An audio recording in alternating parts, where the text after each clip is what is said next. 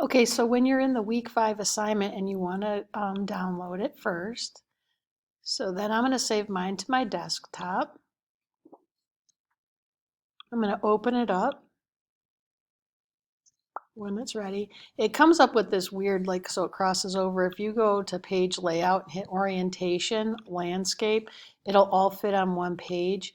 Now, the very first thing you need to do in order to make any adjustments and whatnot and have it stick is go to File, Save As. And then I would just type your last name in here. So just highlight this section and I'm just going to type Barlage so that it saves to my desktop with my name. You have to do this step, otherwise, no matter how much work you do, it's not going to save it properly. Okay, so notice up here now it has my name on it, and now I can make the proper changes to it. Once I'm all done making the changes to it, I'm going to just click here for save, or you can click File, Save. You don't need to do a file save as again because the file has already been saved as your name. So you're just going to do a file save, or you can click on the little disk here and it'll save it. And then once you have it saved, then you just go into the assignment and upload it.